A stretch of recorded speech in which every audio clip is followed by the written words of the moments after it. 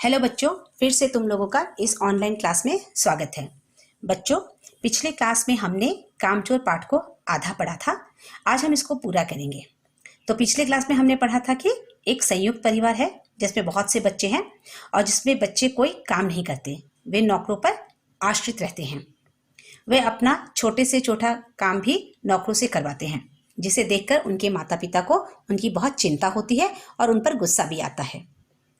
फिर उनके माता पिता ये निर्णय लेते हैं कि घर के नौकरों को निकाल दिया जाए और बच्चे घर के छोटे मोटे काम करेंगे और कहा गया कि उन्हें तनख्वाह भी मिलेगी। तनख्वाह की बात सुनकर बच्चे भी काम करने को तैयार हो जाते हैं। वे छोटे मोटे काम करना शुरू करते हैं, जैसे खुद लाकर पानी पिया, फर्शी दरी साफ की, पेड़ों में पानी डाला, मुर्गियों को दरबे में डालने की कोशिश की। परंतु इनमें से उन्होंने कोई भी काम ढंग से नहीं किया। सभी काम उनके उल्टे पुल्टे हुए और नुकसान का भी सामना करना पड़ा। उन्हें याद आया कि ढंग से काम करने पर ही उन्हें रात का खाना दिया जाएगा। तो चलो बच्चों, अब हम आगे बढ़ते हैं। फिर क्या हुआ कि इधर किसी को सूझी कि जो भेड़ें आई हुई है उन्हें लगे हाथ उन्हें भी दाना खिला दिया जाए। तो जब उनको याद आया कि अगर हम ढंग से काम करेंगे तभी हमें रात का खाना दिया जाएगा, तो ये सोचकर किसी बच्चे को याद आया कि जो भेड़ें चर कर जो घर लौटे हैं उन्हें दाना खिलाया जाए। तो दिन भर की भूखी भेड़ें दाने का सूप देखकर जो सबकी सब झपटी तो भागकर जाना कठिन हो गया। लष्टम पष्टम तख्तों पर चढ़ गई, पर भेड़ चाल मशहूर है। उनकी नज़र तो बस दाने के सूप पर जमी हुई थी। पलंगों को फलांगती, बर्तन लुढ़काती साथ साथ चढ़ गई। तो क्या हुआ, दिन भर की भूखी भेड़ें दाने का सूप देखकर ऐसे भागी कि उनको संभालना मुश्किल हो गया। वह लष्टम पष्टम मतलब जैसे तैसे तख्तों पर चढ़ गई और पलंगों को पार करती हुई, बर्तनों को लुढ़काती हुई सूप तक पहुंचने की कोशिश करने लगी। तख्त पर बानी दीदी का दुपट्टा फैला हुआ था, जिस पर गोखरी, चंपा और सलमा सितारे रखकर बड़ी दीदी मुल्गानी बुआ को कुछ बता रही थी। भेड़ें बहुत निसंकोच सबको रौंदती, बेगनों का छिड़काव करती हुई दौड़ गई। और जब वे तख्तों पर चढ़ी तो उस तख्त पर जो बानी दीदी का दुपट्टा फैला हुआ था और जो बड़ी दीदी है वो उस पर ये गोरखी, चंपा, सलमा सितारे, ये सब कढ़ाई की चीज़ें हैं, जो मतलब दुपट्टे में कढ़ाई करते हैं, उस पर वो सितारे वगैरह लगाते हैं। तो वो सब चीज़ें रख कर जो बड़ी दीदी थी वो मुल्गानी यानी कढ़ाई करने वाली को कुछ समझा रही थी। तो वो समझा ही रही थी कि तभी क्या हुआ, भेड़ों ने उस दुपट्टे को भी रौंद डाला अपने पैरों से। उसके बाद क्या हुआ, जब तूफान गुजर चुका तो ऐसा लगा जैसे जर्मनी की सेना टैंकों का बमबारों सहित उधर से छापा मारकर गुजर गई हो। जहां तहां से सूप गुजरा, भेड़ें शिकारी कुत्तों की तरह सूंघती हुई हमला करती गई। और फिर उन जो भेड़ों का दौड़ना था, ऐसा लग रहा था जैसे कि जो जर्मनी की सेना है उन्होंने टैंक और बम के साथ मतलब वहाँ पे पूरा युद्ध का माहौल बना दिया, वहाँ पर अटैक कर दिया हो। और जहाँ से मतलब सूप की स्मेल आ रही थी उस तरफ जो भेड़ें हैं वो सूंघती हुई एकदम वहाँ से रौंदती हुई हर चीज़ गिरा गिर के वहाँ तक पहुँचने की कोशिश करने लगी। तो इसी बीच क्या हुआ, हज्जन माँ एक पलंग पर दुपट्टे से मुँह ढाके सो रही थी। उन पर से जो भेड़ें रौंदी तो ना जाने वो सपने में किन किन महलों की सैर कर रही थी। दुपट्टे में उलझी हुई मारो मारो चीखने लगी। और जो हज्जन माँ थी वो परिवार का एक सदस्य थी, परिवार की ही एक सदस्य थी। तो वो मतलब क्या है, पलंग पर अपने दुपट्टे को मतलब ढककर सो रही थी। तो उनके ऊपर से भी जो भेड़ थी वो निकल गई और वो भी दुपट्टे में फंस गई। और उसको ऐसा लग रहा था जैसे कि वो सपने में कहीं मतलब महलों की सैर कर रही है, किंतु वो दुपट्टे में उलझने के कारण वो उनको भी थोड़ा कष्ट महसूस हुआ और वो मारो मारो फिर चीखने लगी। इतने में भेड़ें सूप को भूलकर तरकारी वाली की टोकरी पर टूट पड़ी। वह दालान में बैठी मटर की फलियां तोड़ तोड़ कर रसोइये को दे रही थी। वह अपनी तरकारी का बचाव करने के लिए सीना तान कर उठ गई। आपने कभी भेड़ों को मारा होगा तो अच्छी तरह देखा होगा कि बस ऐसा लगता है जैसे रुई के तकियों को कूट रही हो। भेड़ को चोट ही नहीं लगती, बिल्कुल ये समझकर कि आप उससे मजाक कर रहे हैं। वह आप ही पर चढ़ बैठेगी। जरा सी देर में भेड़ों ने तरकारी छिलकों समेत अपने पेट की कढ़ाई में झोंक दी। और तो जो वो भेड़ें थी वो मतलब सूप का सुगंध लेती हुई आगे बढ़ रही थी। तो तभी क्या हुआ कि जो तरकारी वाली थी, जो सब्जी वाली थी, वो मतलब सब्जियां दे दी थी तौल तौल कर रसोइये को। और तभी जब उन्होंने देखा कि बीच में मतलब उनको वो पूरा सब्जी का जो बास्केट था वो उन्होंने देखा, तो उन्होंने क्या किया, वो सीधा मतलब क्या है सब्जी खाने के लिए सब्जी वाले की तरफ दौड़ी। तो सब्जी वाली भी क्या हुआ, सीना तान कर खड़ी हो गई और उसने भी मतलब भेड़ों को मारना शुरू किया। तो भेड़ों को क्या है एक्चुअली उनके शरीर में रुई होने के कारण और जो उनकी जो शरीर में बाल होते हैं वो थोड़े मोटे होने के कारण अगर उनको मारा भी जाए तो उनको चोट नहीं लगती है, क्योंकि वो थोड़े मुलायम होते हैं और वो उनके चोट जो है उसके शरीर तक नहीं पहुंच पाती है। तो इससे क्या हुआ कि उनको लगता है कि ये लोग मजाक कर रही है, मतलब कोई जो उन्हें मारता भी है तो भेड़े को लगता है कि जैसे वो उनके साथ कोई मजाक कर रहा है, तो इसलिए वो उस तरफ इतना ध्यान नहीं देते। तो उस समय जो भेड़े थी उनको सिर्फ सब्जियां खानी थी, तो उन्होंने उस मार को ध्यान नहीं दिया और सीधा जाकर क्या किया, तरकारी वाले की टोकरी से सारा जो सब्जी थी वो छिलकों के साथ उन्होंने खाकर खत्म कर दी। इधर ये प्रलय मची थी, उधर दूसरे बच्चे भी लापरवाह नहीं थे।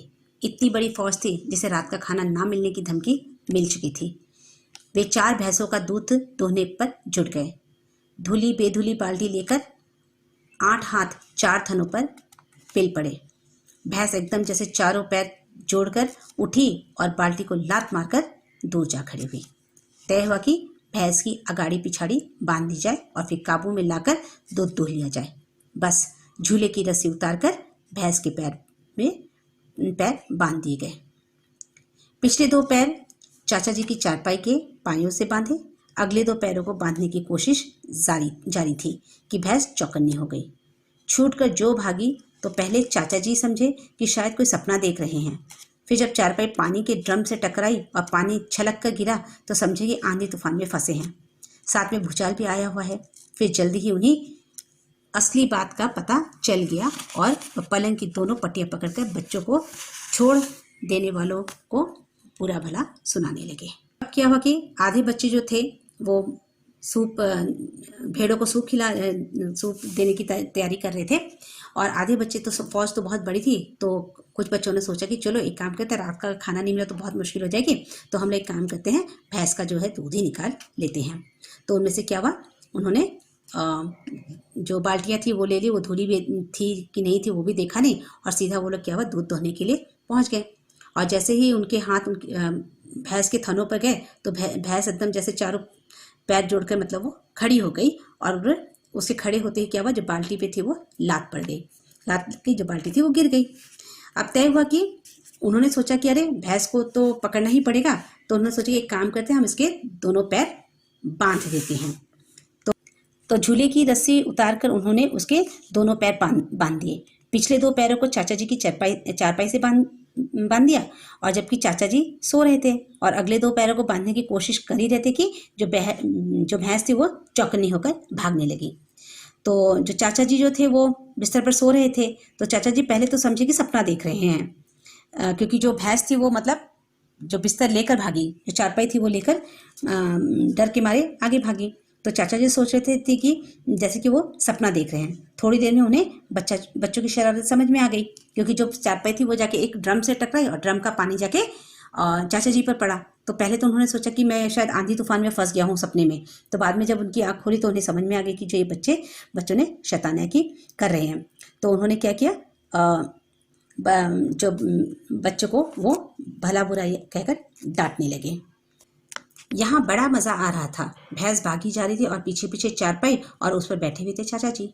ओहो, एक भूल ही हो गई, यानी बछड़ा तो खोला ही नहीं, इसलिए तत्काल बछड़ा को खोल दिया गया। तीर निशाने पर बैठा और बछड़े की ममता में व्याकुल होकर भैंस ने अपने खुरों को ब्रेक लगा दिए। बछड़ा तत्काल जुट गया। धोने वाले ग्लास कटोरे लेकर लपके, क्योंकि बाल्टी तो छपाक से गोबर पे जा गिरी थी। बछड़ा फिर बागी हो गया। अब फिर क्या हुआ कि उनको तो ये सब देख के बड़ा मजा आ रहा था। भैंस भागी जा रही थी और पीछे पीछे जो चारपाई में जो चाचा जी थे वो भी उनके साथ ही घिसरते हुए जा रहे थे। तो तभी उनको लगा कि अरे हमसे तो बहुत बड़ी भूल हो गई, हमने तो क्या हुआ बच्चा तो खोला ही नहीं। तो उन्होंने बैल को रोकने के लिए क्या किया, और सॉरी भैंस को रोकने के लिए क्या किया, उन्होंने बछड़े को खोल दिया। और जो उन्होंने सोचा था वैसा ही हुआ। जैसे ही बछड़े को खोल दिया तो जो वो भैंस थी उसने क्या किया, वो रुक गई। उसने अपने खुरों को ब्रेक लगा दी, मतलब कि वो रुक गई और तत्काल जाके क्या हुआ, जो बछड़ा था वो अपनी माँ से जाके मिल गया। तो अब जैसे ही वो रुका तो बाकी सब के सब क्या हुआ, फिर से दूध दोहने के लिए भैंस के पीछे भागे। तो इस बार बाल्टी तो नहीं ले जा सकते थे, क्योंकि जो बाल्टी थी वो गोबर में गिर गई थी। तो उन्होंने क्या किया, ग्लास कटोरे जो मिले वही लेकर वो फिर से दूध दोहने के लिए आगे बढ़े। तो अब क्या हुआ, जो बछड़ा था वो बागी हो गया, अब उसको गुस्सा आ गया। कुछ दूर जमीन पर और कपड़ों पर गिरा, 2-4 धारें गिलास कटोरे पर भी पड़ गई, बाकी बछड़ा पी गया। ये सब कुछ मिनटों में 3/4 में हो गया। और फिर क्या हुआ, जो वो लोग दूध दोहने लगे, कुछ दूध तो जाके ज़मीन पे गिरा और कुछ दूध ही जाके ग्लास कटोरे पे भर पाए वो लोग। किंतु जो बाकी जो था, जो जब बछड़ा था, उसको बहुत गुस्सा आया और उसने भी जाके क्या किया, दूध पी लिया। और इतने में सब इतना जल्दी ये सब हो गया कि उन्हें दूध धोने का मौका ही नहीं मिला। घर में तूफान उठ खड़ा हुआ। ऐसा लगता था जैसे सारे घर में मुर्गियाँ, भेड़े, टूटे हुए तल से, बाल्टियाँ, लोटे, कटोरे और बच्चे थे।